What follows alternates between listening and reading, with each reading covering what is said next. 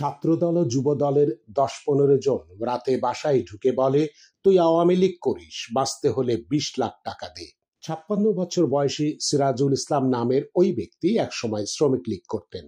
রাজধানীর মিরপুরের পশ্চিম মণিপুরে ছাত্রদল ও যুবদলের ১০-১৫ জনের একটি দল গত ৬ জুলাই রোববার রাত ১০টায় তাঁর বাসায় ঢুকে ছাত্রদল ও যুবদলের নেতারা বলেন, তুই আওয়ামী লীগ করিস, আওয়ামী ফ্যাসিস্টের লোক, তোরে পুলিশে ধরিয়ে দেব, বাঁচতে হলে ২০ লাখ টাকা দে।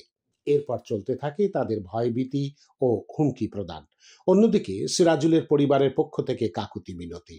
রাত ৩টার সময় ওই বাসা থেকে ৫ লাখ টাকা নিয়ে বের হন ছাত্রদল ও যুবদলের নেতাকর্মীরা। বাসায় ঢুকে চাঁদাবাজির খবর পেয়ে ওই সময় ঘটনাস্থলে উপস্থিত হয় মিরপুর থানা পুলিশের একটি দল। তারা এই চাঁদাবাজদের মধ্যে ৪ জনকে গ্রেফতার করে। চাঁদাবাজির ১৬,০০০ টাকা ও একটি মোটরসাইকেল তাদের কাছ থেকে উদ্ধার করা হয়। বাকি টাকা নিয়ে পালিয়ে যান ওই দলে থাকা অন্যরা। পুলিশ ও ভুক্তভোগী পরিবারের সদস্যরা এসব তথ্য জানিয়েছেন।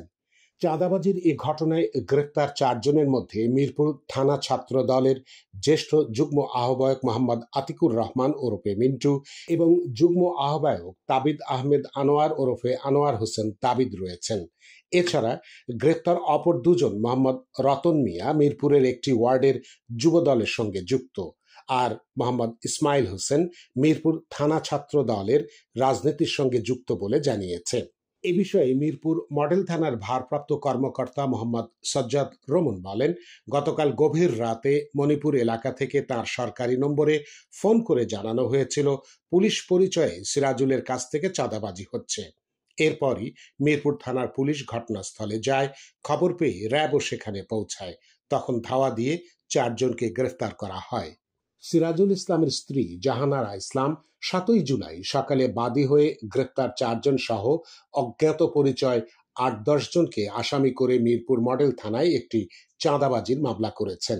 ওই মামলায় গ্রেফতার দেখিয়ে ছাত্রদল ও যুব দলের ওই ৪ নেতা কর্মীকে আজ ঢাকার চিফ মেট্রোপলিটন ম্যাজিস্ট্রেট আদালতে পাঠানো হয়। পরে তাঁদের কারাগারে পাঠান আদালত।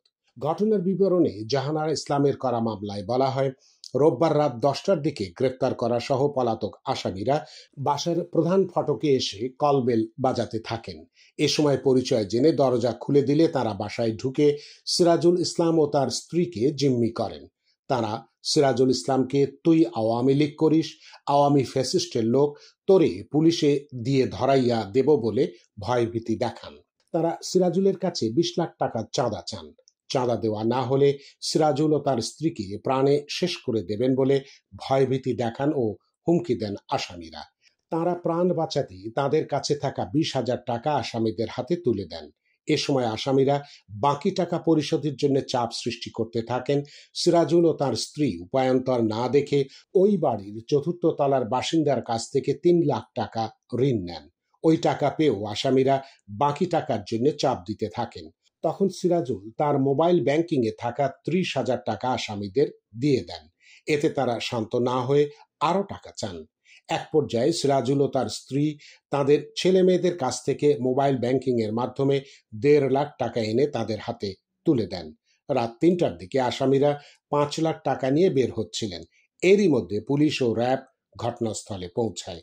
এ সময় আসামিরা এদিক সেদিক দৌড়ে পালানোর চেষ্টা করেন। তখন পুলিশ ও র্যাব ৪ আসামিকে গ্রেফতার করতে সক্ষম হয়। অন্যরা পালিয়ে যান।